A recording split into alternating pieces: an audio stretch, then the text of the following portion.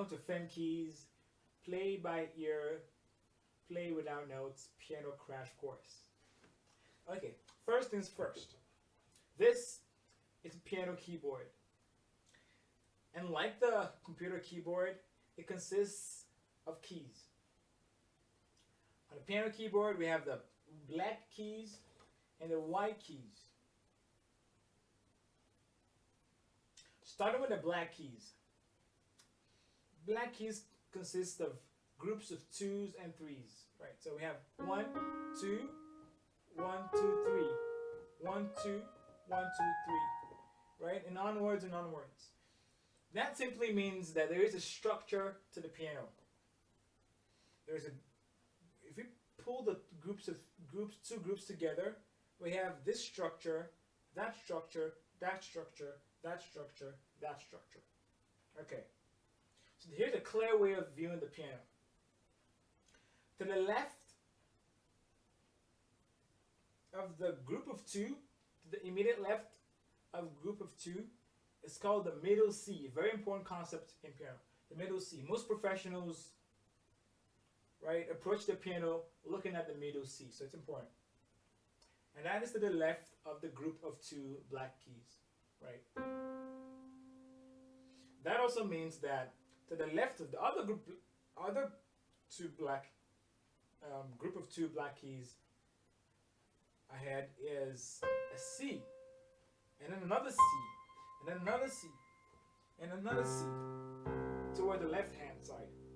And so the distance between 2 same notes, so that is a C to C, is actually called an octave. In piano, distance means the interval. So the interval between a C and another C is an octave. Okay. Now, focusing on the white notes. Just like you have ABCs on a computer keyboard, we have an ABC on the piano keyboard. The only thing is the ABC on the piano keyboard is simplified. And instead of having an A to Z, we have A to G. But in a very interesting way. And I'll explain why that is. Because the most important point of orientation is a C. Alphabet of the piano starts with C. So C is the first, it's kind of like the first note. The next note is D, of course, and then E, like in the alphabet, then F, English alphabet, F, then G. But because G is the last note on the piano alphabet, we go back, we return to A, right? A is the next note, and then B, and finally we're back to C. And that completes the octave, the C octave. So the long story short is everything between this octave is all you really need to focus on, because everything else is simply a replica of that. Okay. Now you're probably wondering, what about the black keys? Of course. Another concept of intervals is what we call the whole tone and the semitone. Right? Remember a middle C that is to the left of the group of 2 black keys? The distance between the C and the D, that is the next white note on the C, is a whole tone. And that is so because there's another note in between that. And so it's a whole tone. The distance between a C and that note, it's a semitone or a half note or half tone, right? So whole tone, C to D, semitone, C to that tone. That tone, and I mean the black keys as well, are called sharps and flats of the white keys. So C, the next one is what? The C sharp, exactly. And it's also a flat, but flat of the note above it. And the note above it is a D. So that is a D flat or C sharp. And of course, that rule applies to the rest of them, right? So here, the next one is a D sharp or E flat, right? Then we go to the group of three. The group of three, right below it is F, right? So we have what? F sharp or a G flat. And then we have A sharp, the next one, or sorry, G sharp or A flat, the next one. And then the final one is a A sharp or B flat, right? And then we're back to C. So in sum is a C, but for the purposes of this course, I'm going to be calling this to the first note on the group of two, C sharp. The next one, E flat. So take some notes on this, please. And then the next one, F sharp. The next one, A flat. The next one, B flat. Okay. So that is the intro concluded. Essentially, we have black keys, white keys. Groups of two black keys, group of three black keys. To the left of the black group of two black keys is a C, middle C. To the left of middle, right of middle C, most right hand chords and scales or whatever, right hand playing. To the left of middle C is most left hand playing. All right. Another, we know, we understand the concept of octaves, right? The next C is right here, and so the distance between that, the interval between that, is an octave, and therefore this is all we need to focus on piano wise, right? The alphabet is A, is C, D, E, F, G, A, B. We're back to the C, right? And this is sharps and flats. For this course, this is a C sharp, E flat, F sharp, A flat, B flat. Okay, and that is introduction over. Next up is chords. Now chords are really important parts of music composition. Chords are the skeleton or the bone structure of any music. And a simple definition of chords is simply notes or keys, multiple notes or keys put together, essentially. So one basic type of chord is what's called the triad. Take notes on that one. Triad is a 3-note chord. So starting on the C, let's name our fingers, right? We have the thumb, the index finger, the middle finger, the ring finger, and the pinky or the little finger. Now, here's a little concept, easy concept about triads. There are 2 types of triads that I'm going to be explaining in this course that I believe, and most musicians would agree, are the most important triads that you could ever learn. And it's called the major and minor triads.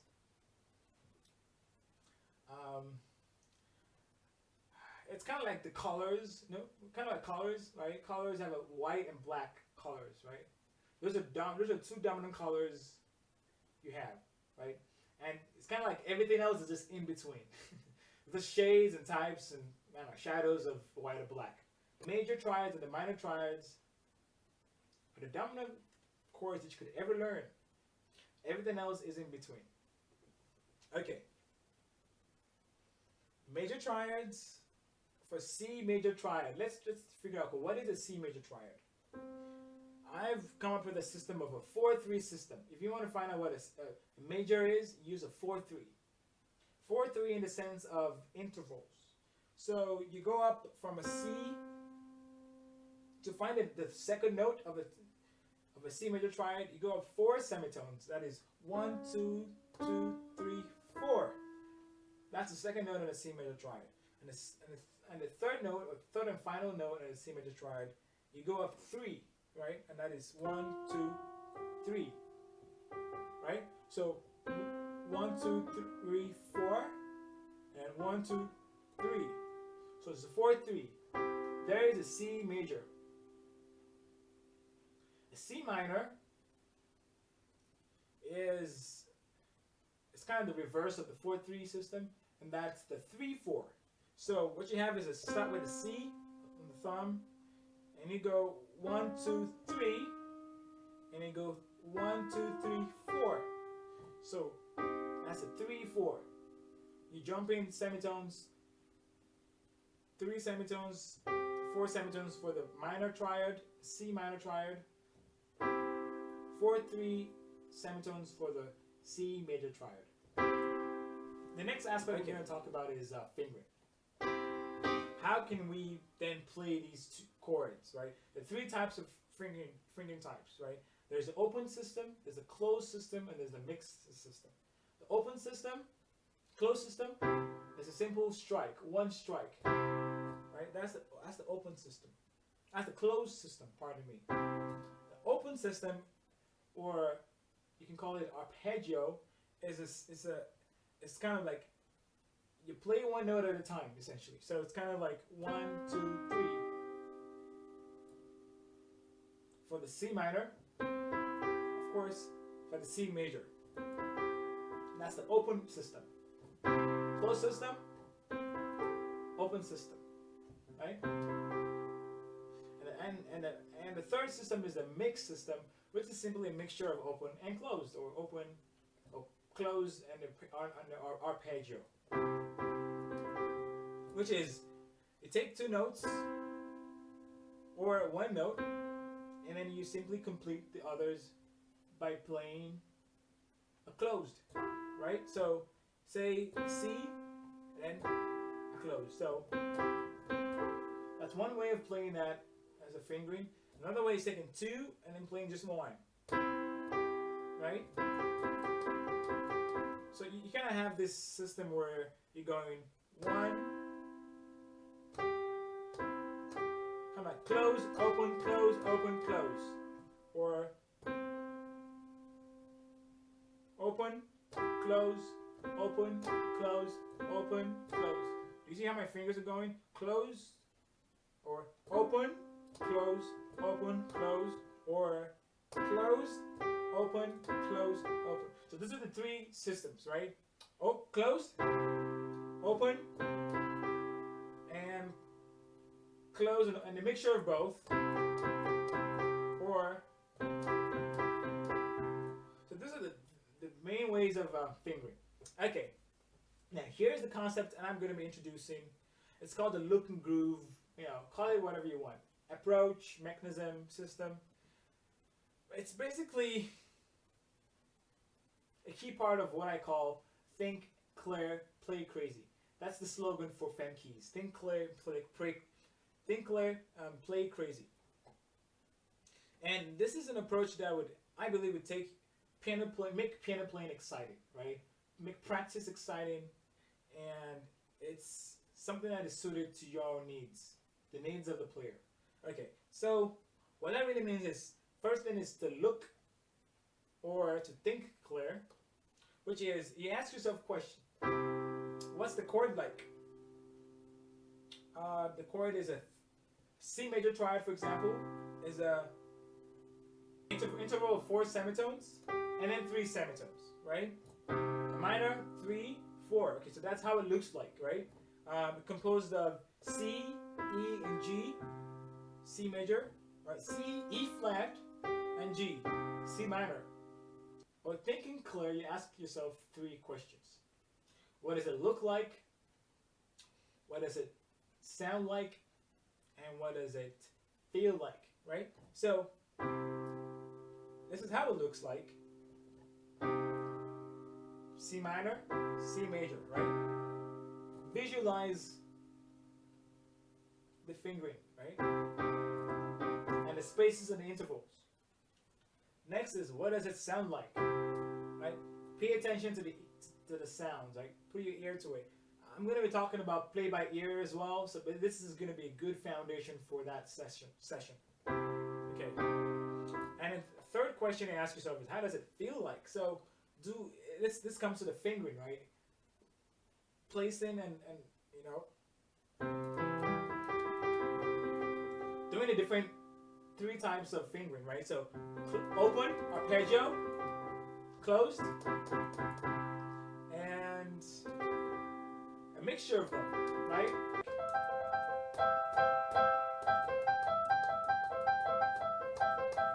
You know. Now here's here's where everything explodes. And it's about the groove part of look and groove, right? Here, it's you expressing yourself. It's your chance to play crazy, right? And I've included the concept of groove because you're going to be including a beat or a rhythm of your choice. For example, I've got a Latin beat here on my piano. You play to beat essentially, right? And you just groove and feel the music, and you know what? Just enjoy music. And so that is. Let me just play. So here's the groove part. Just play how you like, right? So C minor.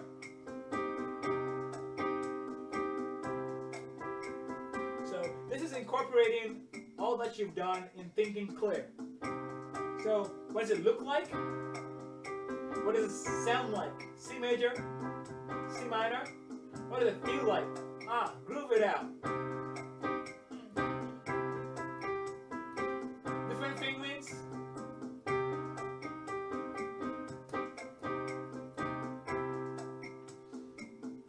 So by now you understand how the look and groove mechanism or system works, or the approach works. And it's all about thinking clear, right? Asking yourself 3 questions. What does it look like? What does it sound like? What does it feel like? And then simply going all out with it, right? Grooving with it, play crazy, express yourself. Okay, the next concept I'm going to talk about is then how can you apply that through all the keys? And yeah, you simply take a D. You want to find out what D major and D minor triad looks like. Take a D, and you go up 4, and you go up 3. And guess what? A D minor is simply the middle one flattened, or you can use the 3/4 system. You go 1, 3, 4. That's D minor, D major, and that repeats itself. You go up again. E major, E minor, go up. F major, F minor, G major, G minor, A major, A minor, B major, B minor, and you're back to C. So the point of this is haven't understood what a minor and major is. You know, you kind of express yourself with the groove system, look and groove system. We're trying all the keys essentially. So, you know, C major, C minor, D major, D minor, E major,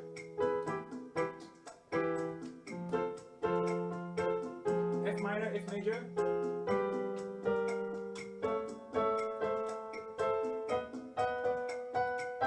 we're back to C. So, you know what? That was just my own way for purposes of explanation. But hey, ideally, you want to just spend some good, I don't know, couple of weeks, maybe more, depending on how good you are already on the keys, and just explode, right? The new concept about this is the look and groove, right? Take the notes, ask yourself 3 questions, and just explore and express yourself with any rhythm, groove that you love. It could be Afrobeat, jazz. I know it's not a jazz chord just yet, but explore. Rock, pop, whatever have you. Country. So walk through the white keys. That's essential. And you might be asking, well, what about the black keys? Oh yes, there is no segregation on the piano, of course. So similarly, you take a C sharp. Remember the group of 2, and you do the same method. Right? 4, 3. And in the minor, you flatten the middle. That's right. Again, take an E flat. Right? Group of 3 in the black keys. Right?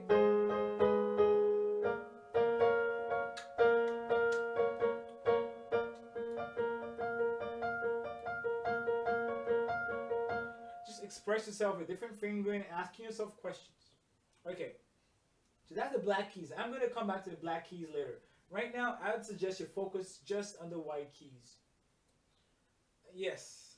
Now, the fourth question you can ask yourself is, how else would this look like? Remember, this is all we need for the piano, right? Another part of being able to have explosive learning is experimenting with chords. So this section is going to talk about chord experimentation, right? So now I have my C major triad, back to C. I'm going to ask myself the question, how else can I play this? Remembering this is the main bulk of it, right? How can I play this differently? And the way to do that is to hold one or two notes constant and then transport the other chord upward or downward wherever you want on the piano. Preferably we're going upwards, right? So C major triad, take the C, hold these two constants, and simply place the chord here. And here we have an interesting chord. It's still C major, just a different outlook. This is called an inversion. You're simply inverting the chord, taking the chord C note and putting it on the top. This chord. It's called, for this specific one, it's actually called the first inversion. So we have the primary inversion, or primary chord, primary triad for the C major. You have the first inversion for the C major. Looking at that, you think clear and you play crazy. Exactly. Look and groove. Ask yourself questions. What does it look like? Okay, so here the fingering is changed slightly. So you have your pinky, then you have an index finger on the G, and you have your thumb, index finger, and you have a little finger, pinky, on the C. Now here, the 4-3 system has changed slightly. Now we actually have a 3-5 system. So there's so it's 3 from an E, it's a 3 semitones, and then from a G to C, it's a 1, 2, 3, 4, 5 semitones for the major chord. For the minor chord, remember, it's the E, right? E flat. The system here is a 4-5. So here's a 3-5. Here we have a 4-5 on the first inversion. That is 4 semitones from E flat to the G and 5 semitones from G to the C. So that's how it looks like. How does it sound like? Right? How does it feel like? Different fingerings.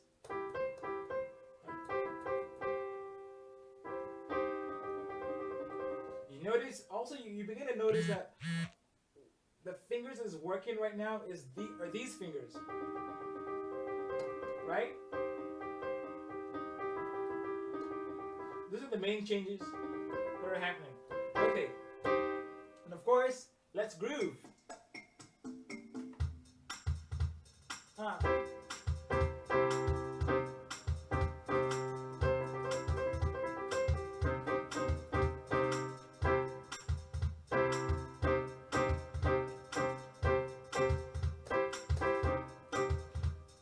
Again, do whatever you want. This is your chance to express yourself. Okay. But notice the outcome of this is you getting your hands to finally work through the keys. Just like on a computer keyboard, you start off really, rusty, but you begin to get a hang of it. And that's the point of this exercise. Look and groove gets you to look and groove. Again, we ask ourselves the question, what else can we do with this? We realize, okay, we can take this up, hold these two constants. Remember the law of constants. You hold two constants or one constant, and you simply take the one or the two above, right? So here we just hold two constants and take this one above, and we have something like that. It's called the second inversion. remember, the E is flattened for the minor, and that's the C minor, right?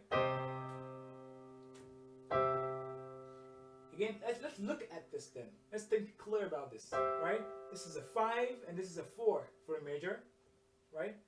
Five semitones apart, 4 semitones apart for the other part, for the major. For the minor, it's a 5 semitone and a 3 semitone.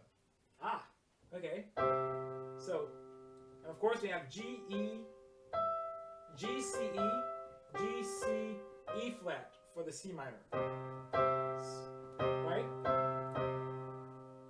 Again, express yourself with a groove, right? Choose whatever groove you want. And again, ask yourself another question. Can we go upwards? Okay, let's try go upwards. And we're back to the primary triad. So of course,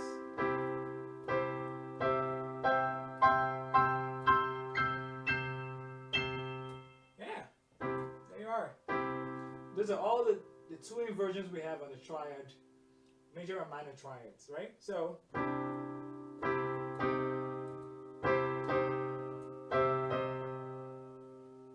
now you're gonna ask, another good question to ask is, what are the differences between, again, going back to the question of how does it feel like, right? So pulling all the inversions together, right? How does this feel different from the first inversion? You notice that this is the main part that changes, right? See, this is the fingers that move on the primary triad. These move on the first inversion, and these move on the second inversion. So take notice of these things. This is part of the looking and the feeling. And of course, finding out what does it sound like.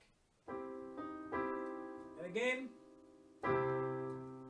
so the next point is, it's a bit of like a synthesis. You ask yourself, what else does this look like? Right? Having been through all of the white keys, you want to ask what chords look alike, essentially. So I could say the C major triad looks like the F major triad, right? Again, asking yourself, what does it look like? What else does it look like, right? That also looks like a G major triad. Now that happens to be the only 3 notes that look alike in that format. Then take the D, for example. D looks like D major triad, looks like E major. That also looks like an A major, okay? So already you're looking for similarities and differences, right? B happens to be the odd one out here. B doesn't look much like anything else. Right? And we're back to C major triad. Try that for the minor. Right? Of course, if C major triad looks like the F major, then the minor should look alike. And so should the minor of a G minor triad should also look alike. Right?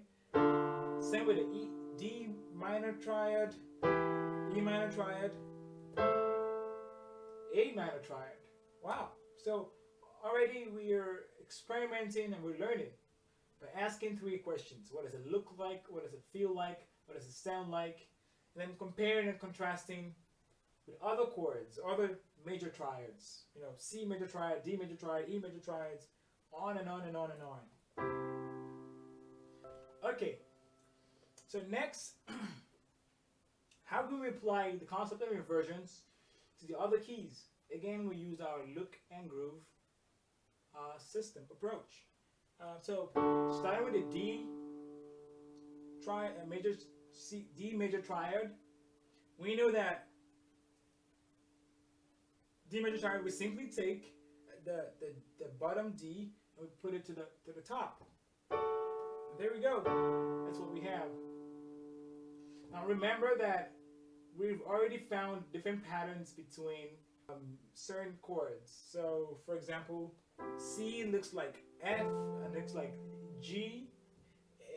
D looks like E and looks like A.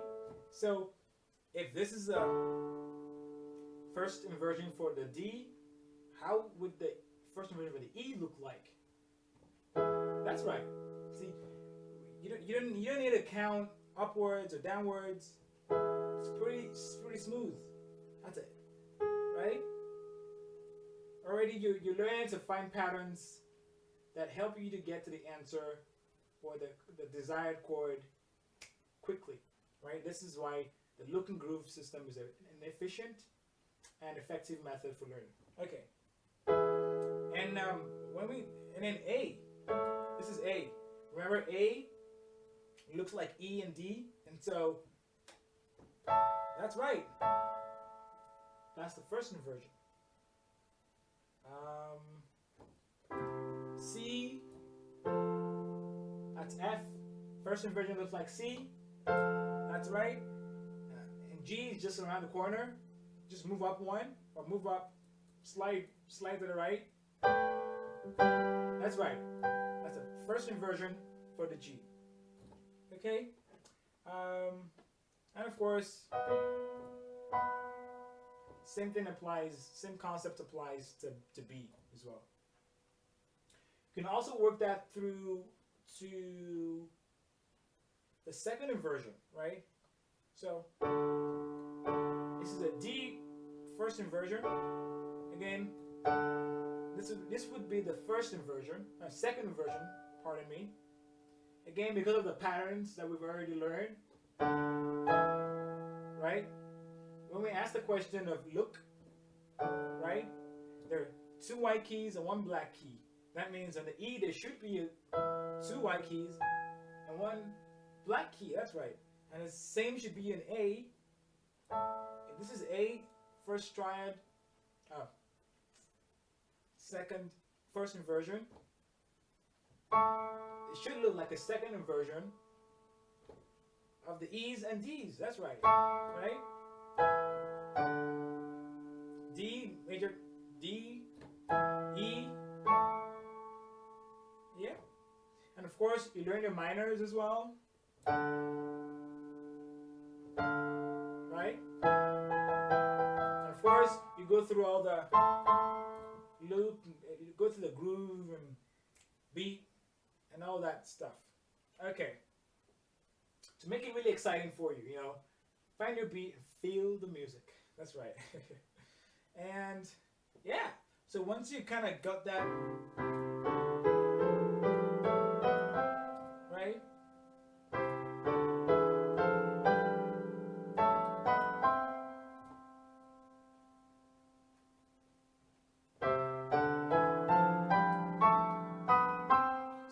So kind of work that, kind of, synthesize and bring it all together and work it out. Okay, how would this look like, moving it up from the C to the C octave, right? Bring it downwards again,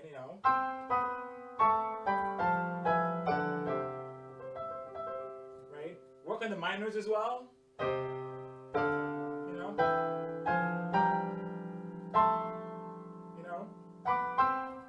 The final concept of this section is now getting what I call a bird's eye view of the piano. Remember we talked about C to C octave being the main structure? Right? If I can play a C major triad like this, why not complete that by playing another C major triad? In other words, expanding my hands to cover the whole C to C octave structure. Exactly. That's possible, okay? I don't have to limit myself to just playing a simple triad. I can play this a full chord. This chord is called a tetrad. And a tetrad is simply a 4-note chord. So a triad, remember a triad is a 3-note chord. A tetrad is a 4-note chord. And how that works, and again, you want to find out, okay, so the fingering for that, of course, It's a little different. And you have your thumb on the C, index on E, middle on G, and a pinky or little finger on the C. Right. And at this point, you can also involve the left hand octave as well. Right? So again, ask yourself 3 questions. How does it look like? Okay. You know, there's lots of questions, lots of answers you can get from asking that question. How does it sound like? Right? It's a dominant sound of the C, right? And how does it feel like?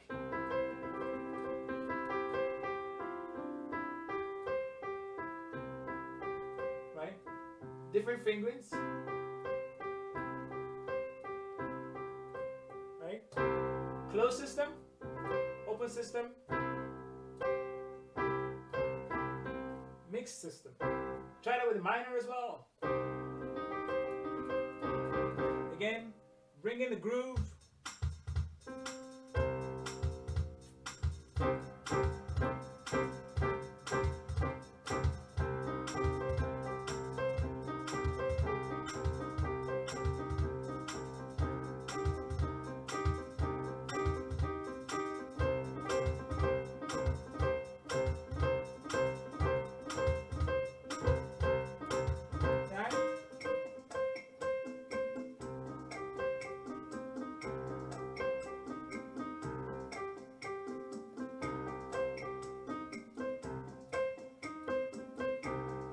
Experiment, right? Feel the groove, and that's the point. That's the point. So right there we have a C major, C minor. Again, we ask ourselves, what else can we do with this? Of course, we can do something else with this, right? We can do an inversion. That's right. Take this upwards.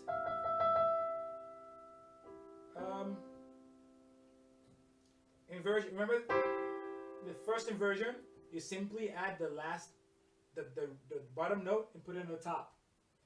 Right? Again, ask yourself, how does it feel like? Fingering, it's pretty much the same fingering, except that instead of the middle finger, now it's the ring finger. And you know what? You can interchange between the two. There is no hard and fast rule to that, right? There's no stick with that. You can do whatever you want, right? So long as it feels comfortable. Comfort is very important in playing, in fingering, essentially. So, how does it look like? How does it feel like? Ask those questions. Oh, that's the minor. Notice that. Again, ask yourself, how does it look like? Ask yourself the 3 questions. Right, and the final inversion, again, take this upwards, and you have that, and of course, third inversion, taking the bottom, putting it at the top, you have that, and have the minor.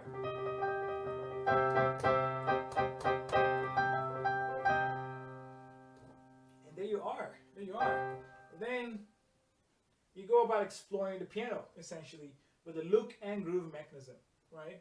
So, remember, this is a D major. Add the top one,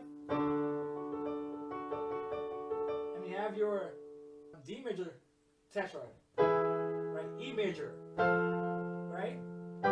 Right? Right? Right?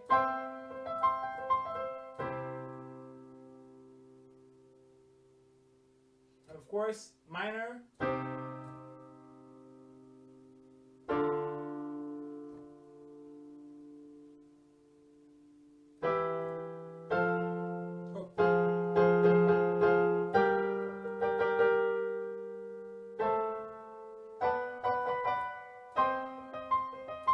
Right? And just ask yourself questions, what are the different similarities, right? This looks like this.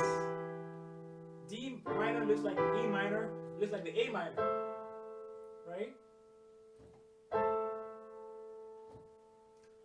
Try to pull things together for it to make sense. The benefit of this is that it gives you a bird's eye view. Now you can view the piano in its fullness, almost in its full structure. Right? You're not stuck in the details. You can enlarge your coast, as it were, right? Right. C major triad, C minor, or C minor tetrad, right?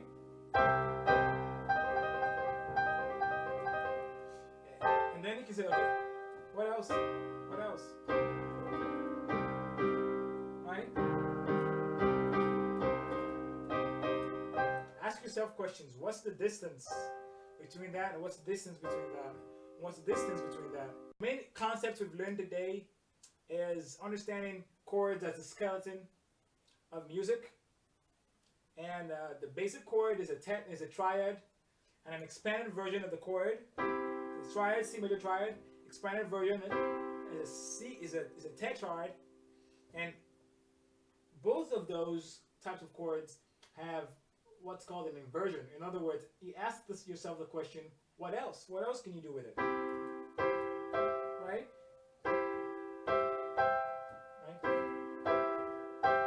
Right? And remember, as always, look and groove. Think clear, play crazy. That's right. See you then.